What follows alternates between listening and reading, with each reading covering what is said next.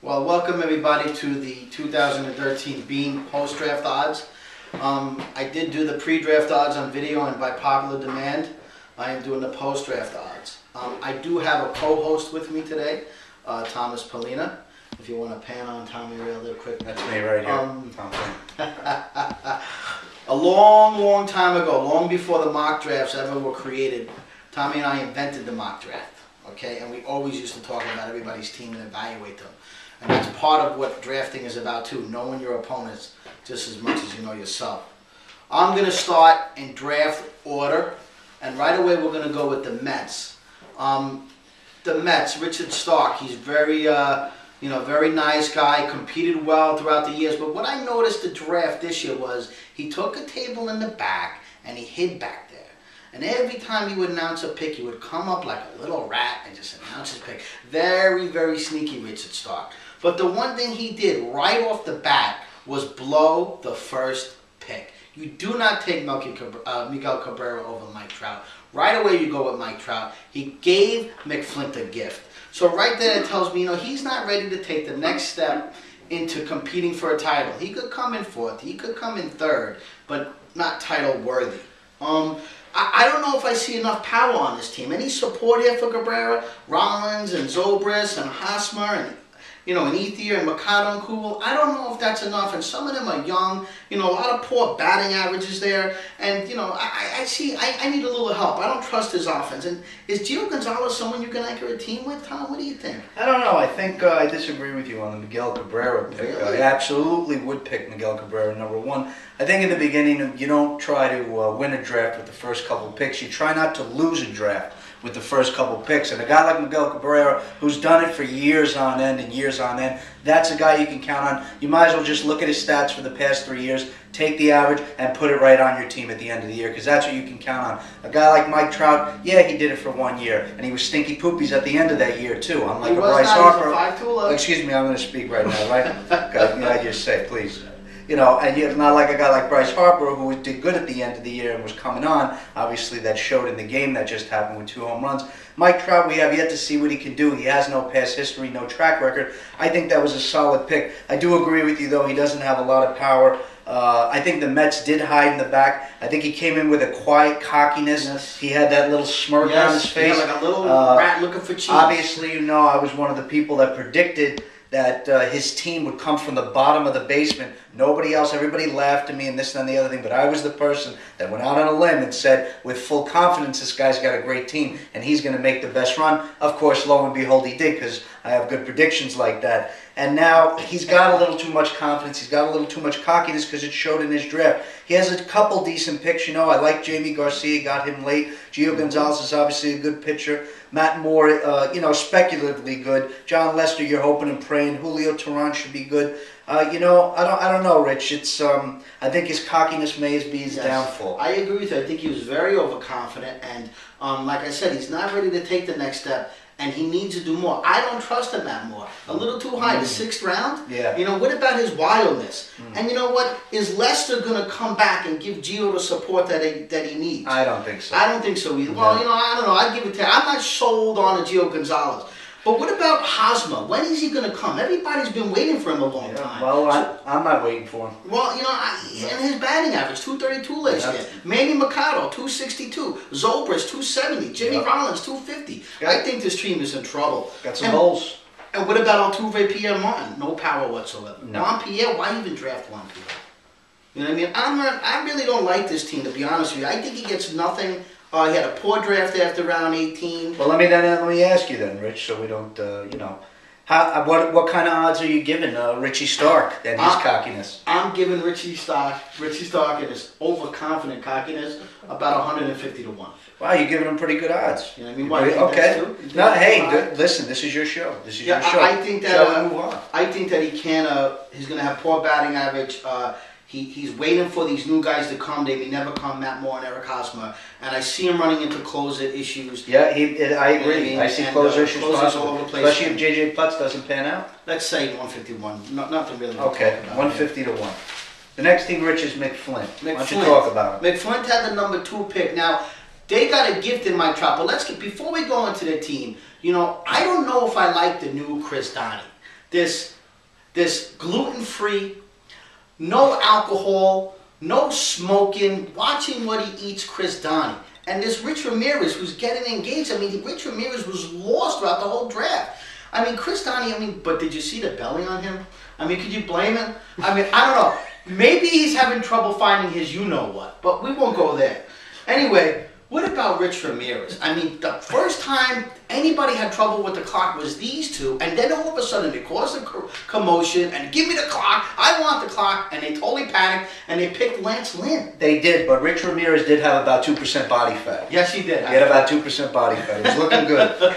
But at the end of the draft, Rich Ramirez says, Julius Chassin, when Torch picked him, and Rich Ramirez goes, wasn't he taken already? Wasn't a Colorado Rocky pitcher taken already? Yeah, the Rockies have 10 pitchers on their team and 5 starters. That doesn't mean, Chassin was taken already. I thought the Trout pick, they didn't want the first pick. They were scared to have the first pick, which tells me they're nervous. They're unsure of themselves. The change in Chris Donnie, I really don't like their team that much. To get to their team, why do these guys continue to draft hurt players? Hanley Ramirez, Matt Garza, Brian McCann, they consistently try to get the guy that's hurt and plan for his comeback. Why? I don't know why that is. I can understand taking a chance on 1 or 2 people. I mean, I can understand taking a chance on Hanley Ramirez because God knows everybody likes to be the person that says, "Oh, he's coming back." When he comes back, meanwhile they're losing stats while he's coming back. And you have to have healthy people on your team or else you don't get healthy stats. You get 0 stats, actually, when you don't have healthy people on your team. Hanley Ramirez is nice to stock away, but that also takes up a spot on your reserve. It takes up a spot on your reserve for someone that could get injured. So really, you don't want to start out of the gate behind the 8 ball 100%. With an injured player, especially a 10th round pick. Now, I could argue that, you could argue that he could go and he's justified and that's true, but I'm not drafting an injured player. And that's my opinion on that. As far as like a quick overview, I like their pitching sort of. I like their power. They could definitely use some speed. But their pitching could fall apart at any second. That's the problem. Even though they got some names there, and it looks impressive on the surface, it's very thin ice. And I think if they walk on the ice too long or skate around too long, they're going to fall through and they're going to see some cracks in the ice.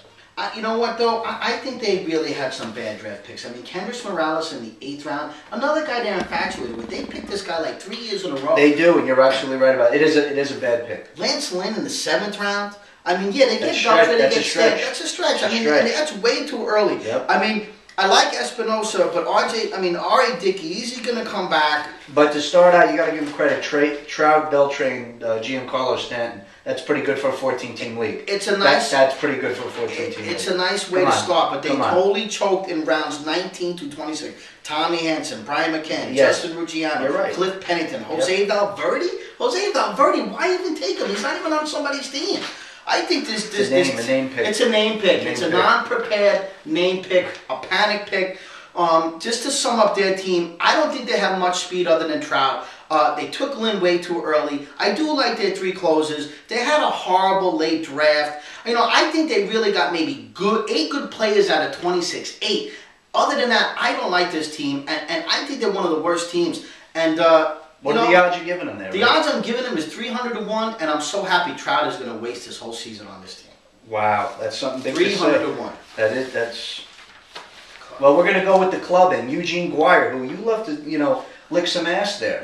You do. But what's funny? Towards the end of this draft, I saw you going away from that. He made one particular pick, which I'm sure we'll come across, and you totally took off the little kitty gloves with him, and you let him know how you really feel. And I'm going to let you talk about it first before I come. Well, I think Eugene succumbed to the pressure of my pre-draft video. And I think he thought he would come into the draft, and I gave him 10 to 1 odds, and I said, look out for this guy, and he thought it was going to be easy. So I don't know what happened with him. We all know that sometimes, things go wrong, but he just didn't come in prepared. I mean, he struggled all day. He struggled with the pace of the draft. He always kept asking who got drafted. He leaves the room way too much. You know, and you got to give him 5 or 6 picks. Who went? And you know, this is about preparation. You just can't come in and draft these teams. You know, he took Ryan Braun, which, you know, is going to be a headache all year with the PED situation. He wasted a pick on Jason Mott. I mean, this guy's got a tear in the elbow. Why would you even go near him? He could have done so much better than Hudson in round 6. I mean, Tim Hudson. Well, that was the pick, Rich. I was easy on him. I was that easy you were on going him. easy. You literally had his balls on your chin until the number 6 pick with Tim Hudson, and then they just, you know, the pants went up, and that was the end of that. You know, you didn't like his team from then on. He needs to, if he wants any shot, he's got to grab a hold of his team quickly and make the changes. And I don't know if I could trust him. I mean, what if Ryan Braun gets suspended? Well, the problem, you know, with Eugene, Rich, is that he seems to have caught a little bit of Darryl-itis. And the Darryl-itis syndrome is, I draft a name team. I draft a name brand team. Names that have been around for 10, 15 years. And this is what Eugene Guire has done. And this is where it seems that his direction and his habits seem to be going. Eugene Geary. I'm sorry. He corrected me. Geary. I'm sorry about that. I didn't know either. I apologize about that. But you know, you have to take it into consideration that Eugene is starting to pick names. He's starting to put together teams that have names that are big. He always goes for like big bats and stuff like that. He's got some decent power, and you know, it's going to be tough for him to win though. I think once he picked Tim Hudson, I agree, it just really went down. And Roger Davis. Yeah. You know what I mean? And old school speed. Old school speed. Play. Why not take Mitchell Boggs if you're going to take Jason Mott? You know, I do like Jake Bruce. You know, and I maybe like his first 6 or 7 picks, but then he just blows it.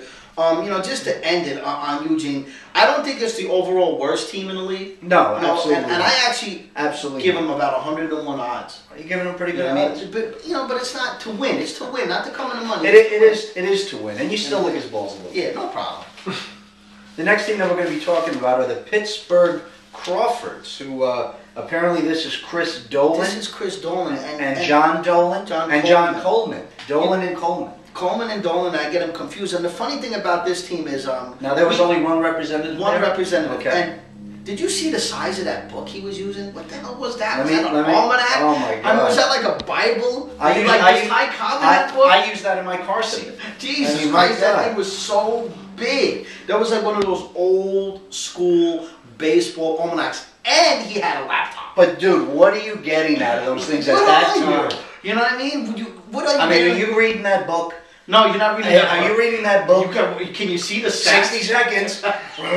He challenged the clock a ton of times. Oh, he did. But he was never nervous. No, he was never nervous. But I thought he was a little nervous because he wanted to show himself well. You know. No, I think he did show himself well. He didn't look like he didn't have nervous syndrome. I thought he was a little nervous. I thought there was too much going on.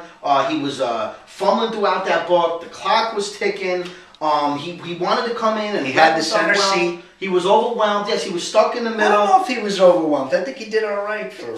He had good enthusiasm. He did. You know, you got to give him credit for that.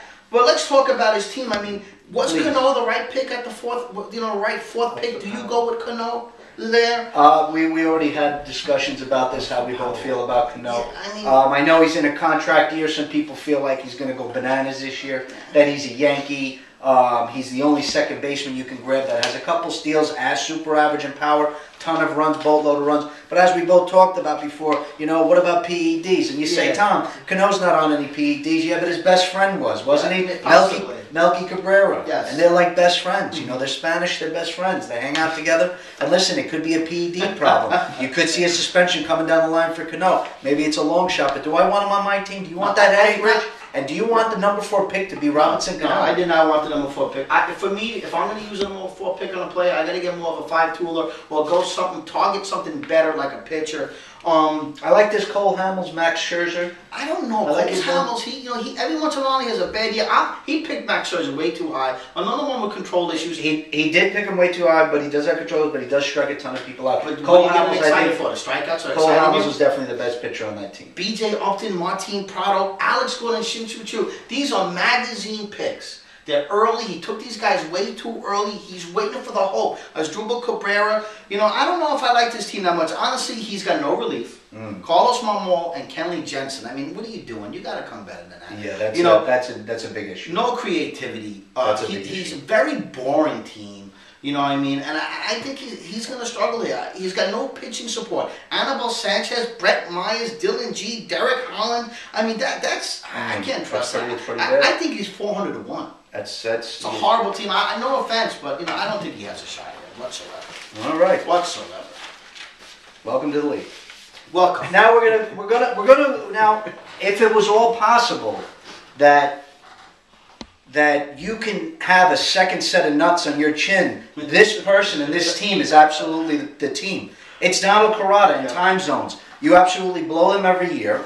You always complain that when you try to make a trade with them, they want your balls, they want an arm and a leg. But you know what's funny? You end up trading with them, so they're obviously getting an arm and a leg from you. And you know, what's your opinion about time zones and Donald Carrata? Well, let me say one thing, that I gave them good praise in the pre-draft, and let me tell you something, they delivered.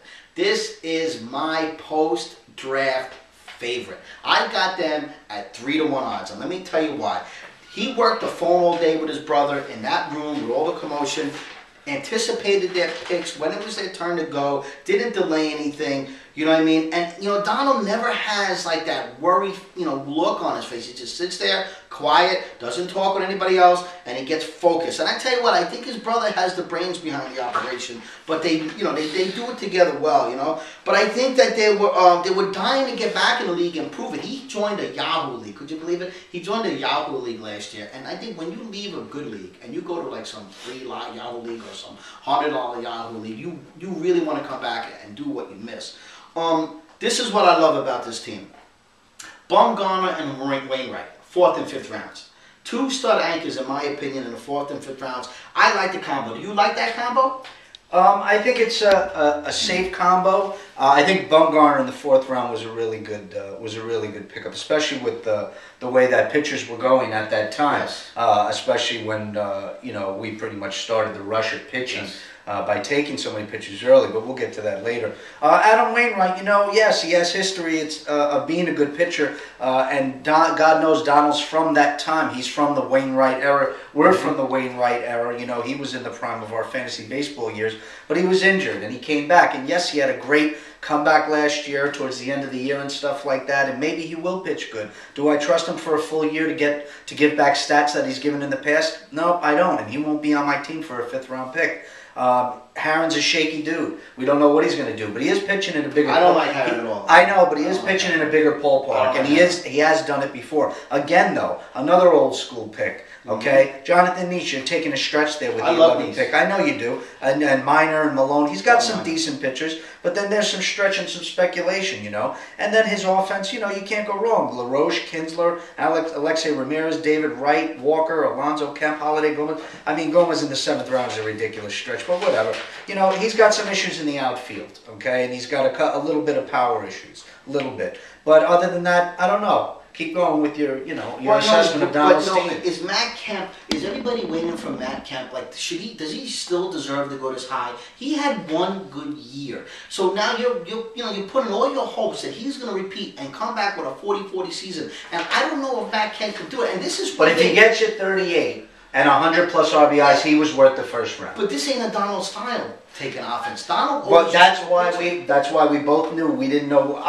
And remember what I said. He has a good chance of taking Kemp with the 4th pick, or the 5th. What do you take? The 5th pick. He had a good chance of taking Kemp. You know, you also thought he might take a pitcher at that time, but I thought it might be a little too early. So that's a confusing pick for him. I think, you know, he had to make a game time decision. You know, just sticking with his team. You know, I love the Matt Kemp pick somewhat, but I really like the Gomez pick. I think this guy could steal 50 bases. You know, I love that he's got Archer on his reserve and Will Myers. I think Archer's going to help this team out. I think Starlin Marte is the real deal. I don't think he wasted a pick. There's depth here. There's Minor, there's Neese, there's Maloney, there's Mora, there's Mahone. This is depth in the pitching staff. He's got closers. I think he had 2 bad picks his whole draft. I thought the Venable pick was bad, and I thought the Dan Harron pick was bad. But this is a guy that knows what he's doing. He has titles, and I tell you the truth, I really love this team, and I think he has the favorite to win after the post-draft. The next team we have, Rich, is 24 hours. 24 home runs. 24 home runs. Yeah, we all make that mistake before. You know, I've always fought with Chris and Anthony throughout the years, but mainly Chris Bracone. But this is what I think about Chris. I don't know if they joined the league to compete anymore. I think they joined the league because they're infatuated with me. They just want to be in the league that I'm in. They want to watch me run the draft. They want to see who I pick. And then they want to, I don't know. I think they lost their focus. They don't change their style. They don't do something different. They're like, I don't know. I think they prepared the night before. I mean, this is what I look at. They're another ones I think they're going to come in here and easy. They never worry about closing. They never worry about getting a stud pitcher. They're too infield and offensive minded. And I don't think they go with what generation we're in fantasy-wise. They're not a modern-day drafters. They can't adjust their mentality. And I think they get distracted and lost sometimes, and they worry more about what's going on. Do you really have to take Joey Votto with the 6th pick?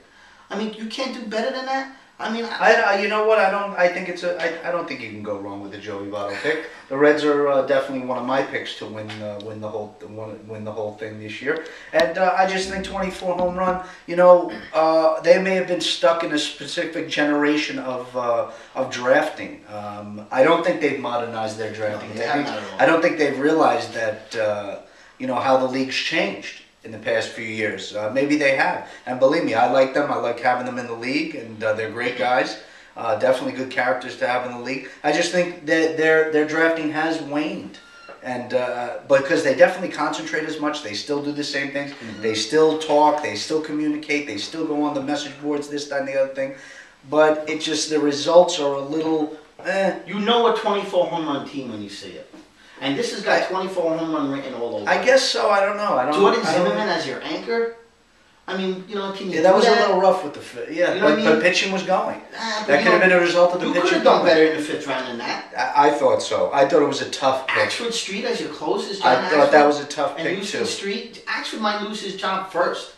So what about Garner, Ibar, and Cedes Escobar? I mean, they're not going to give you any power. You know what I mean? So, I think it's a dinosaur mentality. They have a bad closer situation. They may get the lead, 2nd, 3rd. I just don't see it. But I'm not going to give them totally bad odds. They do have 2 titles. And I'm going to give them 100 to 1. But I think they just need to change it up. They need to refocus, regroup, and just come with a different game plan. You know what I mean? Okay, the next team we have is the Bean team. Oh, we're talking about me. Well, what I want to say about my team is that, I felt like I got a lot of my targets, and that scares me a little bit. I got almost too many to Matt Carpenter, Jed Giocco, Justin Verlander, Aroldis Chapman, Freeman, and Craig, and Harvey. I was targeting all these guys, Jared Parker, Josh Rutledge, Carl Crawford, you know what I mean? And as usual, I was prepared, and the draft doesn't, I make my picks, I do them quick, and everybody, I noticed a lot of oohs and ahs and ahs when I made a pick, because I took a lot of other teams' players, but, what kind of support will Harvey, Parker, and Brett Anderson be to Justin Verlander? I like them.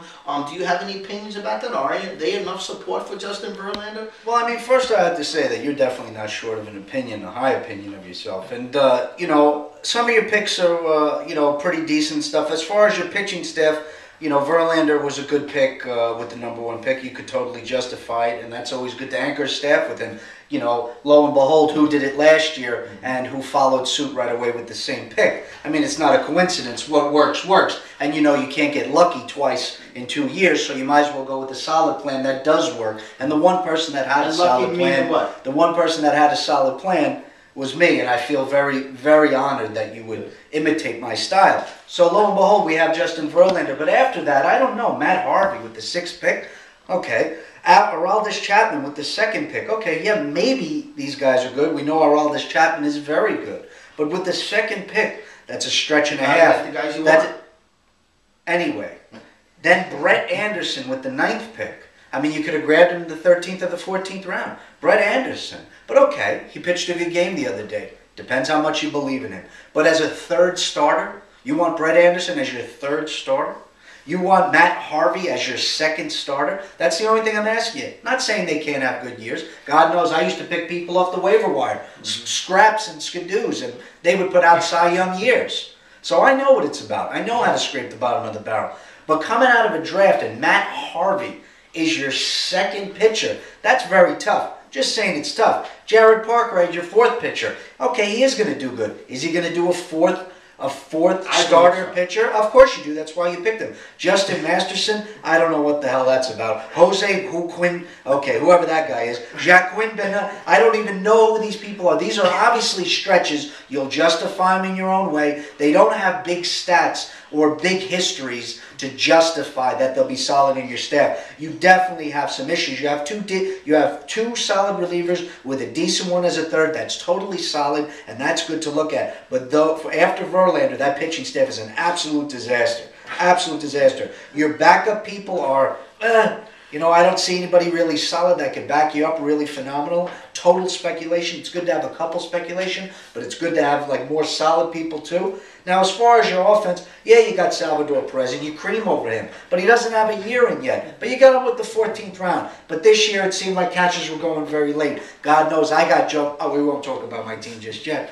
Now, you got Freddie Freeman, you were very high yes, on I was. in the third round. You got Alan Craig, you wanted him too. Matt Carpenter with the 8th, I think he's going to be good, but that's a stretch taking him early. As far as that, your team looks decent, I guess you got to do your own odds. Yeah, so, getting back to my personal odds, I love the Freddie Freeman-Alan Craig combination. I can't believe I got him on the same team. I think Carl Crawford's going to come back and have a big year. I put him in there with Michael Bourne. I'm a little nervous about Bourne because he's coming off of his contract here. But I love Rutledge. I love Carpenter. You got to get the guys who are on the up and up. And, I think Lorenzo Cain is 30-30 capability. I think my team is balanced. I love the pitching. Maybe I can get another guy in there to give Verlander that number 2, that 1A. Okay, so what are the odds? My odds, I think, are 6-1. I'm giving myself the second choice post-draft, 6-1 odds. Now we're going to go to team number 8, which is John Torchio and the Shakes. Yes. The Harlem Shake. Here's another guy that, he just changes his team name every year. And one thing I noticed, and it was a blessing in disguise for him, and I think that if anybody wanted the draft to be moved out of the Legion, it was John Torchio. Because anytime we had him in the Legion, he couldn't sit close to Tommy and I. But you know what he did at this draft? He got a table right near us, and he was quiet the whole time. And when I was talking with Tommy, or Tommy was talking with me, I noticed Torch would lean over and put his ear there and not say nothing, and try to listen to what we were doing. He wanted our vibe to rub off on him. And that to me, shows a lot of respect, but it also shows that, he just wants to do something different this year. I expect him to be more patient. He normally gets nervous. He tries to make trades right away. He gets too excited. He makes the wrong move. So I think he's going to sit on his team a little bit. He's going to take Felix Hernandez this year, and he's going to keep him. And if he gets an injury right away, he's not going to panic and do something different. He's going to try to survive the injury. So this is a change in his mentality. But as far as his draft goes, Butler, Felix, Sale, Melky. Whose team were they on last year? The 2012 Bean team. Was he at the draft just trying to copy the Bean team? Was he planning? Did he put his own list together? What was he doing? And why does Torch continue to fall into these traps of the same guys he picks? Carlos Quentin, Michael Kadaya, Billingsley, Rasmus. You know how many times he's had these guys on his team? You got to get away from that. And can he close out a draft? Torch is one of the guys that gets fatigued early. He wants to go home. His effort and his mental approach toward the end changes. And is this offense that he has too old? I mean, Victorino, Napoli, Pagan, Quentin, Kadai. Is it too old of an offense? Do you see anything in his team? I think, his offense is old. It's going to break down. I don't know if he prepares enough. His pitching is old. Too many pitches on losing teams. I think that it's his ability is is questionable here as far as how he's going to run a team. Do you see anything that that you might want to point out in his team? Well, I think John had a very good draft. Yes, he did sit next to me. He didn't sit next to you. He asked advice. He asked me, which I was obviously all too forthright in giving him, said advice. One thing I did discuss with John, which he'll tell you in person, is that I said, John, you didn't make any mistakes in the beginning. I said, you made some solid picks. And I said, and that's what it's about. That's what it's about. You do not try to win a league with your beginning picks. You try not to lose a league. Everybody knows who the great players are. Okay, so John knew that, and he took the guys that are good. He took the guys that are going to be solid for the whole year, and that was a bonus for him. The only thing I will agree with you on, and I think he balanced it with his pitching and his offense. The only thing I will agree with you on, he does tend to get fatigued at the end, and then he did go with some name picks that he's gone with in the past. They may end up working out for him, though. So I think John did all right. I think he's going to be fine. I think this is actually going to be the year that he says, you know what, I'm not thinking about leaving. Mm.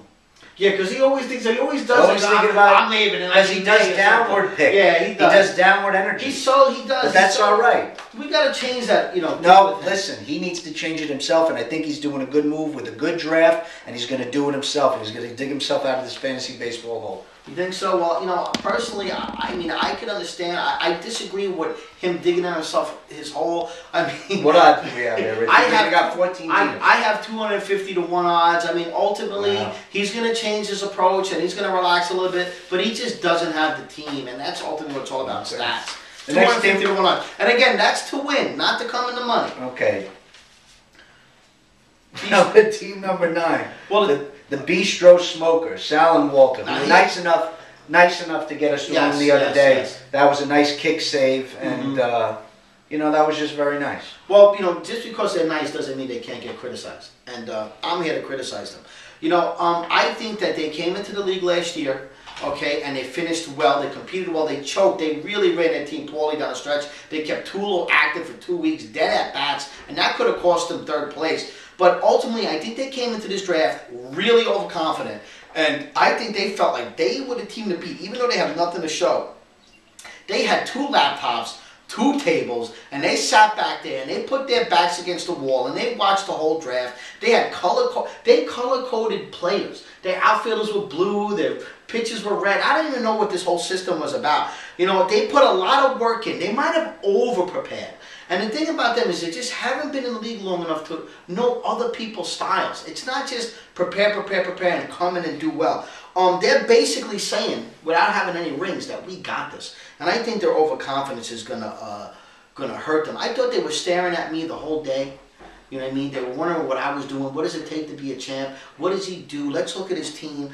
And I think they're gonna get hurt by it. I think they're gonna disappoint themselves. I mean, can they overcome a horrible last third of the draft? David Phelps, Brandon Moss, Billy Hamilton, Ross Detweiler, Cashner, this guy Pugh. I mean, these are just wasted, horrible picks. I mean, it's 7, 8, 9 picks in a row. And like you said, you have to close out well in the draft. I mean, Billy Hamilton and Pugh, I mean, are they even going to do anything? I mean, I don't know. I just think it's a waste of position. You got to get more. David Phelps, why was he even drafted? You know, and these guys prepared. They took Bryce Harper early. They got Carlos Gonzalez. They got Buster Posey, but not even that catcher. So I don't know. I mean, do you see anything on this team that you might like, or their personalities, or you know? Well, I mean, I thought they actually drafted a decent team, but I am going to agree with you with the fact that the last third of their draft was absolutely horrendous. But that seems to be a common theme with a lot of people. Yes. You know, we talked about it with Richie Stark. We talked about it with a couple other teams, and it's the same case with Bistro Smokers, and it does look like about the last quarter of their draft was pretty horrible or non-existent. I mean, to go, you know, they got Carlos Gonzalez, Anthony Rizzo, Bryce Harper, Beltran. They got some power there. I really don't see any steals anywhere on this team. I mean, you could speculate. I mean, but. And again, I mean, what the fuck? Excuse me, what the hell? Taking 2 catchers. I mean, that's absolutely the word. That's an amateur move. You know. That's a rookie mistake. But Posey does have numbers to be. We're not talking about numbers. You definitely do not draft 2 catchers, no matter what the circumstances. He's not the only one to draft 2 catchers, believe it or not. Why? Who else drafted 2 catchers this year? The rat in the back drafted 2 catchers. He drafted Aaron Sebia and he drafted. Well, just for the record, that is the absolute worst thing to do in any baseball. That's a guarantee you can't come in first, actually. It's almost like drafting Gordon Beckham. You just don't come in first if you draft him or have him on your team. As far as the Bistro Smokers pitching, though, I like their pitching, how they started out. Zach Greinke, James Shields, Addison Reed, Ryan Vogelsong, I don't know why he's even there, Tom Williamson, Chris Perez, Marco Estrada, Alexei Gondo. He's got some decent picks, but I just can't get over the fact with he's got power.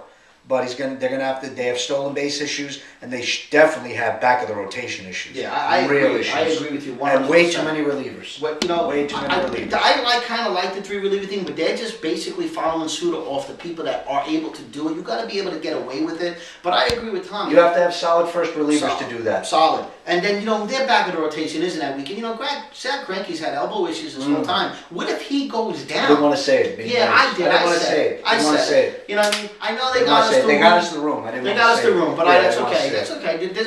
The nice guy time is over now. Just to close out on them, you know, I do like their 3 closers. I like that they did it. You know, I like Harper and Rizzo, but you can see they wanted the young guy. You know, but I don't trust their back end of their pitching. And I think that they made some skeptical late outfielder picks. I don't know if I could trust Rios. He's an every other player. And I don't give them the worst odds because I think they had a great first two thirds. And I think they're about 80 to 1 to win. 80 to 1 I give them. You know, they're prepared. They're prepared. They do, but you lick their balls a little bit. You do. You do. All right, we're going to go right now with the 10th pick. Now we're going with the 10th pick of the draft, which was Jem. Which was Jem, my team. Oh, No, go ahead. You have to start. We'll do it the same way. I thought Tommy definitely had his plan again, like last year. You know, he was definitely going to go with the pitching, and you know he was able to combo Kershaw Price, which is really, really sick. I was looking to do this too, and I think this might be the way to go in the future. You know, it's not easy to convince people to pick 2 studs, but let me tell you something, it is awesome. And then you throw in Kimbrel, but the Kimbrel pick might have distracted him from maybe possibly picking somebody else. You know, what I want to see from Tommy this year is he going to be so dead on with his targets like he was in 2012? I mean, he hit the board with everything this year. Chris Davis, Edwin Encarnacion, to name a few, R.A. Dickey. I mean, those were some great targeted picks that came late. So I'd like to see that repeat happen. And was the separation of the Bean team and the Jem? They were close together, but they were at different tables, if that's going to affect them at all. I mean,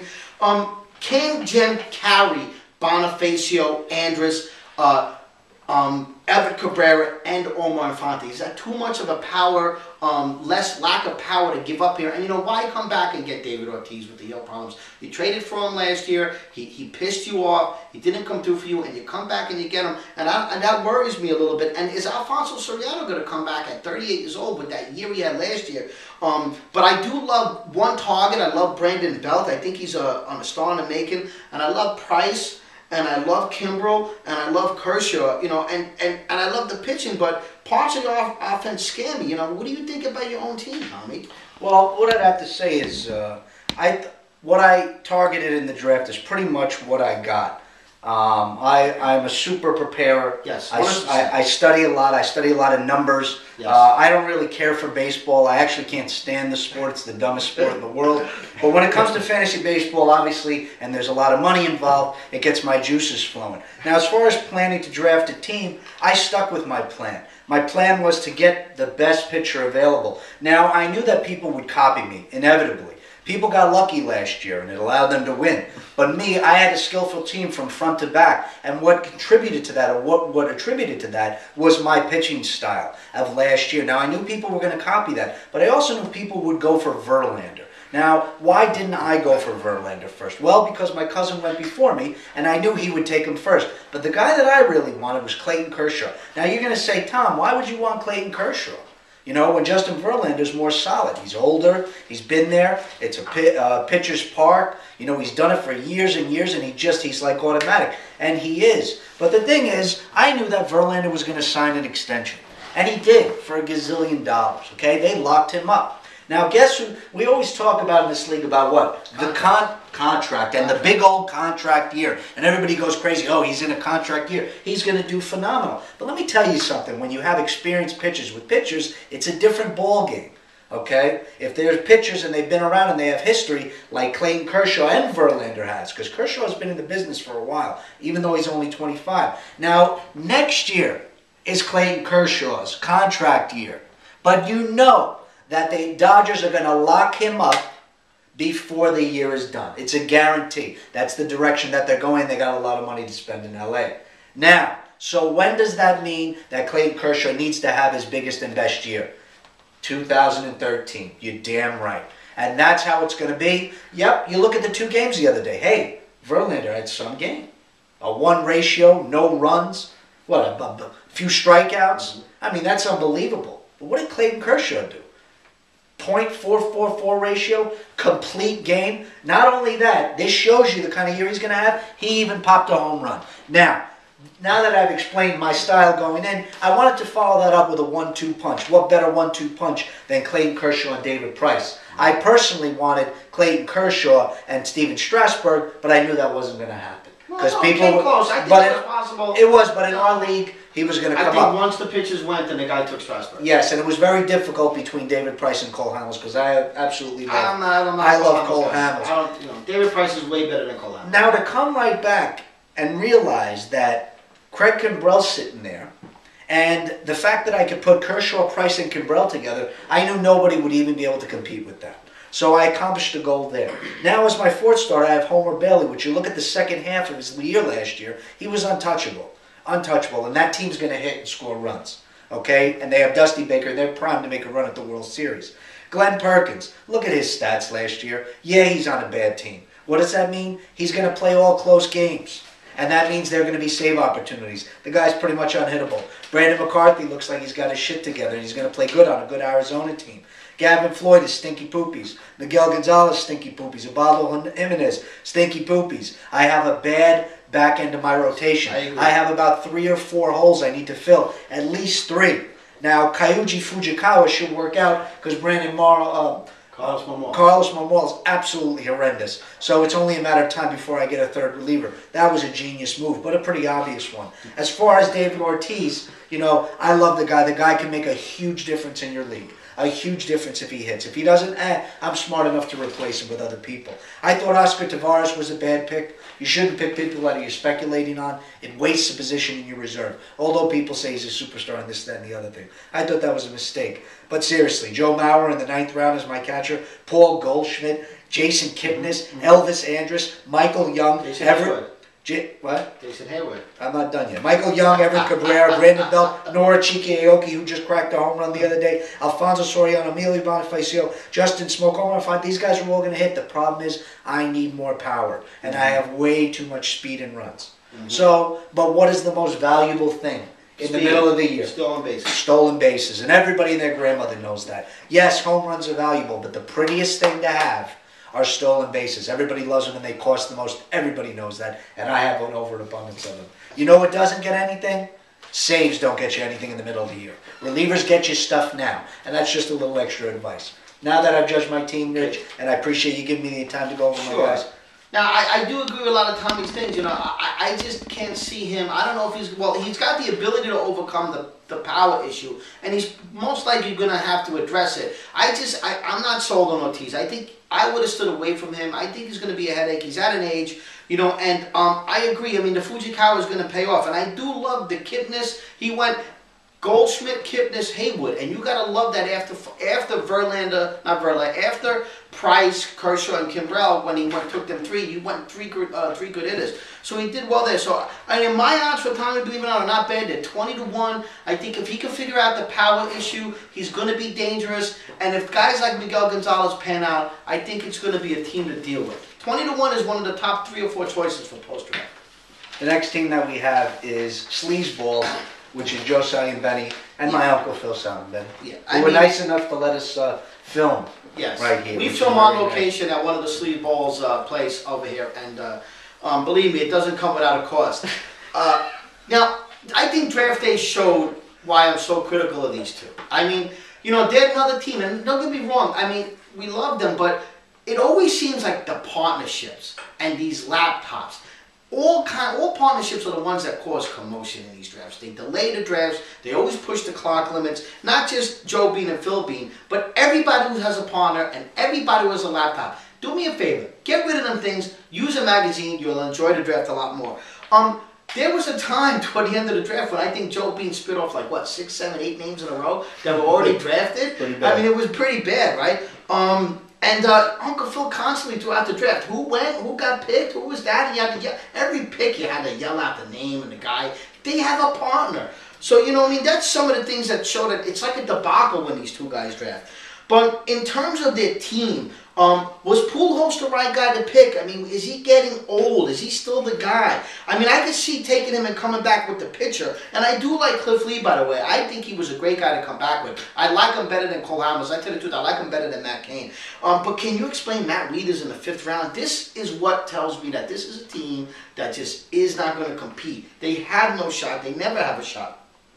Chase Headley, I mean, Chase Headley, not only is he hurt, he's not going to repeat that year like he did last year. I mean, he led the National League in RBIs, 115. Now he's got to come back after a month and do the same thing. So I just think that was his breakout year, and he might come back to what he used to do, 20 and 85, 15 steals, you know what I mean? And what about their batting average? I mean, can you handle Dan Ugler, Mark Reynolds, Mike Boustakis, Josh Reddick, Ian Desmond on the same team? I don't think you can handle this. What do you think about that batting average? That's horrible. I'm gonna disagree with you because I thought that the Sleazeballs had a decent draft, especially since it's a very unique partnership in how it works and the dynamics of it, and a very good one. I happen, as you know, have been partners with Joey Bean before. Yes. I've been on championship teams with him. I've been on runner-ups with him. Yes. We've had some great teams and great partnerships, and we have some good brains. So we put together and we do good. So I know he's a good partner,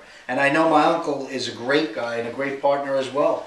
So I don't think it's anything to do with the partnership. What I'd have to say is the focus. Huh? Is it the focus? I just think I think Joey is another one who, like 4 people in our league, I just think Joey and Phil Benny have old school-itis. I just think they pick old names. They're last second, I think, with looking at the book, so they don't get up to date on maybe who's new. They follow the book. When they do pick old school people, they know who to pick, though, and they do pick good people. I mean, God knows, Cliff Lee, Yovani Gallardo, Albert Pujols, Ian Desmond, Chase Headley, I mean, Adam Jones. I mean, come on. They got some good guys, and the problem is their average is horrendous.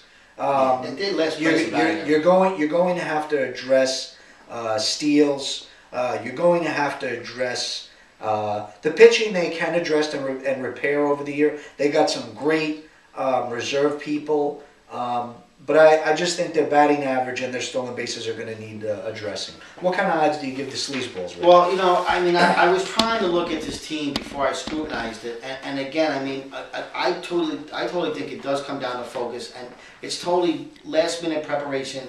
It's all about the magazine, and you can't just buy a magazine. Taking Matt Wieters in the 5th round is a magazine pick. For me, I just think that their batting average is going to be last place. So that's a dead category. They don't have pitching depth at all. Nathan Eovaldi. What are the odds going to be? I tell you the truth, I mean, 500 to 1. Wow, you give them the worst odds. So far, the worst odds, yes. Wow, so you think the Sleazeballs are the worst team? Right now, I think so, the worst team. And we're filming this in their house? Yes. Okay, yes. That's a lot of balls. Yes, the worst team. I apologize for that. No, I gotta tell the truth. No, you don't. I gotta tell the truth. You don't apologize for nothing. You're horrible. I gotta tell the truth. Okay, the next thing that we're going to talk about is Paul Scavello's MVP. Now, he was the dude in the back. How long did we wait for him? Was he Tattoo Guy? Tattoo Guy. Tattoo Guy. But you know what?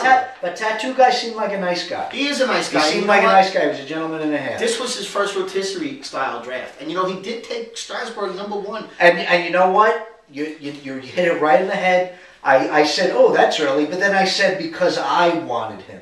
That's why it was early. I said, you know what? In my head, I said, good pick. And he was a gentleman and a half. Yeah, I think that he picked him because, he felt that maybe it was a smart thing to do. He did come late. He did come late. There was some glitches. He announced a couple of players that were already taken.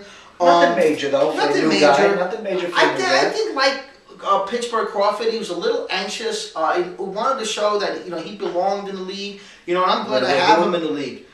Pittsburgh Crawford's the other new guy. Oh, okay. So I think Paulie might have been a little anxious. I mean, I love Strasburg, I love Hamilton, but I don't know, man. I'm not sold on Starlin Castro. I think he's one of the most overrated players.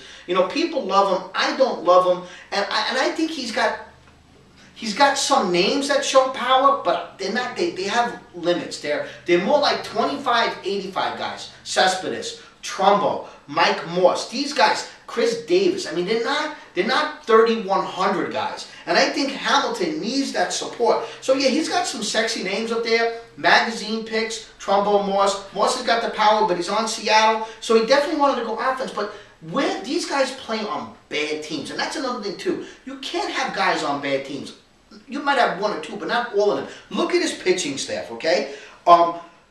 Jason Grilli, closer on a bad team. Wade Miley, he's already having issues. Shelby Miller's a rookie. Bobby Parnell, so you got Grilli and Parnell, the Mets and the Pirates. Edison Volquez, Sean Doolittle, what's that all about? So I think that other than Strasburg, he's got players on losing teams. And what about Morneau and Euclid? Those are old-timers. Adam Lynn. I think that he had a good mentality and a good idea. I just think that he picked the wrong players on a bunch of losing teams. You don't agree with that?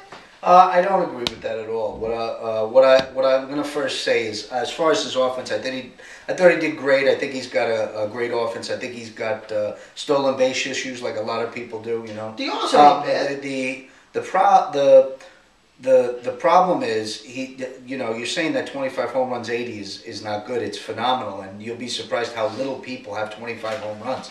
So I don't know where you're getting 1 million people with 30 home runs, but But he's got plenty of power. The place where he loses out on is a little bit on stolen bases, like I said, but he also loses out on his pitching. And the reason he loses out on his pitching is he's got two phenomenal guys. He's got Steven Strasburg and Johnny Cueto. Great 1-2 punch. I'm not a believer in Wade Miley. Adrian Griffin is speculative at best. Shelby Miller is speculative at best. These are book speculative. These pitchers are going to do good. These pitchers are having great springs, or these are young guys that everybody wants. I think he got into the hype of those picks. Either that, or he just wasn't prepared for the second half, the second 2/3 of his pitching staff. I disagree. I think he doesn't have relief issues. I like Jason Grilli and I like Bobby Parnell. His reserves leave a lot to be desired, but then again, a lot of people's do. I think his team is okay. I think it's repairable. What kind of odds do you give MVP? Well, just based on the fact that I think he's got a very bland team, a very boring team.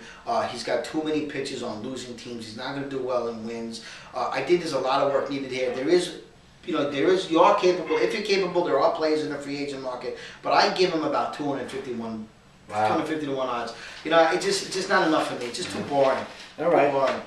The next one we got the 13th pick, Utah Nonsense. Utter nonsense. Rob Wolf. If there ever was a person that could squeeze in and fit another nutsack on your chin, it would be Rob Wolf, because out of all the people, you just love his voice, you love his curly hair, you love the way he dresses like Nature Boy, you love the fact that he's natural. You love this man to death, and it's just, I just had to say that, because it's so, when he comes in a room, it's like you're on your tippy toes, and I don't know what you're talking about. You fly around like a cherub.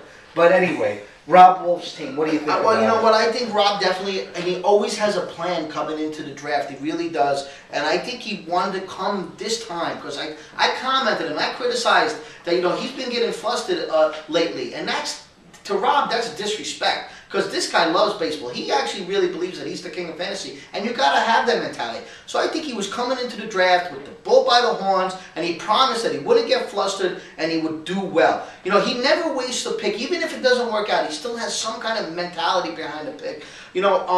I like Rob's team a lot, but there are some issues here. I just don't like Edwin Encarnacion. I don't think he's going to come back. That year that he had last year was ridiculous. I don't trust him. Aaron Hill, too. I don't trust him either. Another guy that came out of nowhere, and he's often got lost, too, in season. So, to me, the Encarnacion and the Aaron Hill pick were a little bit too early. They were uncharacteristic of Rob. And then he goes with Desmond Jennings. I love Evan Longoria, but I think Rob's got issues there. Besides that, Darvish, can he anchor a staff? Will he anchor it in an elite way? I love Darvish, but the Rangers got rid of a lot of guys. And what happened to Rob's closer mentality? Don't you remember when he was like 4? He would draft 4 closers. He would be the first guy to get closer. He got away from that. And ever since he's got away from that, he hasn't done as well. I think he's totally changed his mentality. I don't know why. Something happened along the way. But he's got to regroup. He's got to realize that this draft, there's some people in this draft that actually prepare more than I think he does. you know, what do you think about his team? I mean, do you like anything about it? Well, first and foremost, let me say I like Rob Wolf too. Yeah. You know, so sometimes I like fitting his nutsack on my chin. No, I'm just kidding.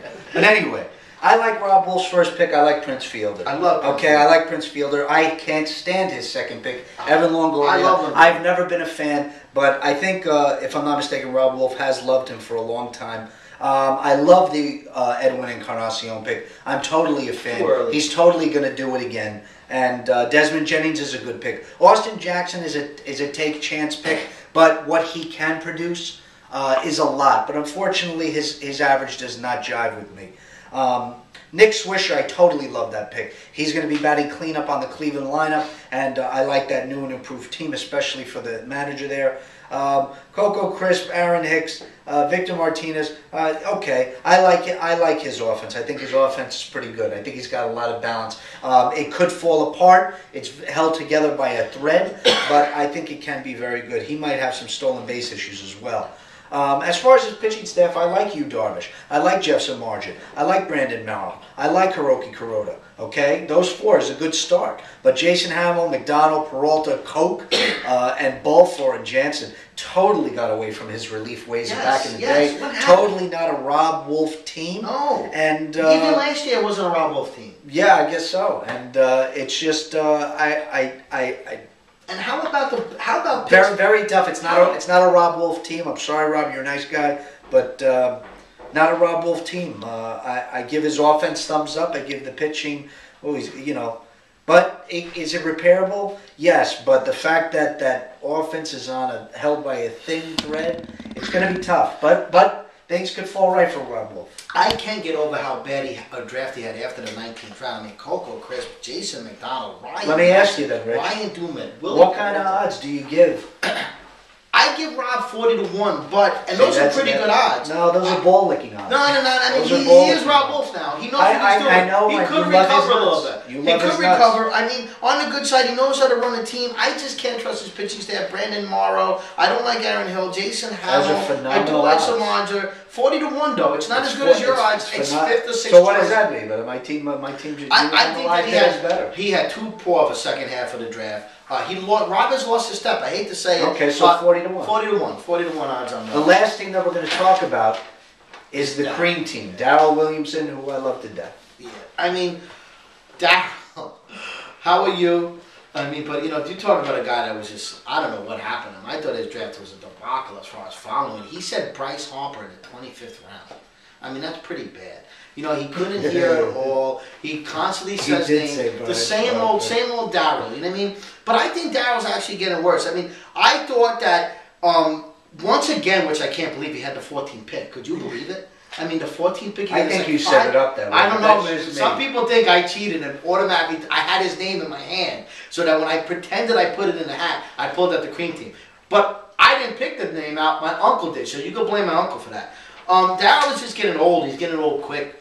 And here he goes, shortstop. Troy Tulowitzki, Jose Reyes. I mean, he can't get away from his 14th pick and compounding it. He lacks that innovation, and you know what that comes from? That lacks preparation. And he's the king of the old, picking the oldsie. They got the case of the oldsies, or whatever you want to call it. Josh Johnson, Drew Stubbs, Ryan Ludwig, Chris Young. How many times has he had Chris Young on his team? The outfield. Every year. Carlos Santana, Matt Latos, Ricky Weeks. This guy picks Ian Kennedy. He picks the same guys every year. I mean, but can we look at his team? I mean, does he have that bad of a team? I just think CeCe Sabathia is not a good anchor this year. Ryan Howard, he took him with his 5th pick. I mean, the guy's 34 years old. I mean, Carlos Santana, I mean, he's a catcher, dude. He's never going to do 3,100. Everybody hopes. Ricky Weeks, I mean, I can't stand Ricky Weeks. I hate him. Josh Johnson I like, but Markham's always getting hurt. Steve Cishek, he took Wei and Chen from you. I mean, what do you think about this team? I just Darrell lost it. He can't operate a team. I don't think this team has a shot whatsoever. Well, Darrell is a name picker. He's a name picker. He's a nose picker and a name picker. I'm just kidding. And an ass picker. He picks but the thing with Darrell's team is I don't think he did so bad. I think he's got some good names on his team. He's got Carlos Santana. He's got Ryan Howard, who I think is going to have a bounce back year. And power is power. With those guys, it doesn't matter what their age is. If they got the weight behind them, they can knock it out of the park. And just like David Ortiz, Ryan Howard hits out of a bandbox, so that's not a bad pick. Ricky Weeks, I can't stand either. Troy Tulowitzki, how can you go wrong? I mean, you got a lock and a half. He gets hurt. He does get hurt. So does Jose Reyes. They do. What if they both do? But they're not this year. And you could always trade one of them because everybody shortstops are definitely at a premium. There are not a lot around. Pablo Sandoval I don't like because he gets hurt. Lonnie Chisenhall I think is a phenomenal pick. Chris Young is a tough pick, but maybe he's got a new fresh start in Oakland. The second half of that offense, the bottom third, is absolutely horrendous. No batting average. No batting average. Rondon's a wasted pick. Mastriani is a wasted pick. Yeah. Erasmo Ramirez is a wasted pick. You do have CC Sabathia Dow, which is nice. He's going to trade him. You have Papelbon, who is phenomenal. You have Matt Latos, which is phenomenal. You have Ian Kennedy, which is phenomenal. We got to see how Josh Johnson does. You know, he could be stinky poopies. He could be great. His elbow could fall off.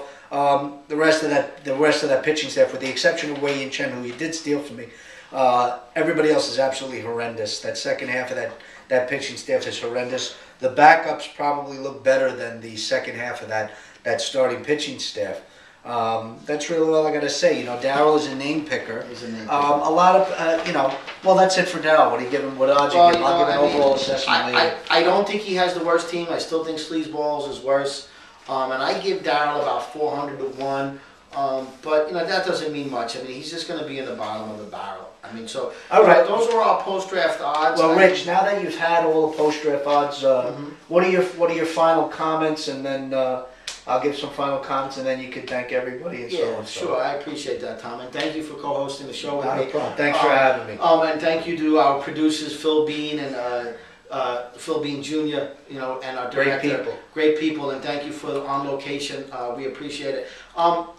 I just want to reiterate as far as I just think that the two teams that definitely don't have a shot are Sleazeballs and Cream Team.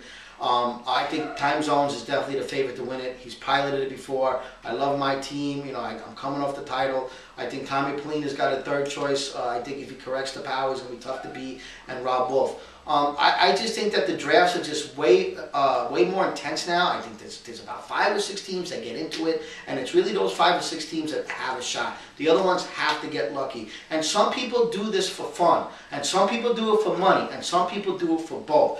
But when you put $600 in the league and you want to win $4 grand, and you come year after year and you raise your intensity level and you prepare, you're going to enjoy it even more. And when you win $4,000 and you get that ring, you're going to love it. And I just wish everybody the best of luck, especially the newcomers, Paul Scavello, Chris Dolan, and John Coleman. And except for the rat in the back, who I think is a little undermatched. But that's it. Good luck, everybody. And thank you for enjoying my post-draft odds. And Tommy, what would you like to say? I'd just like to say it's really nice. I think we got a bunch of good guys together for a long time. It's a nice league. Everybody breaks balls and has fun.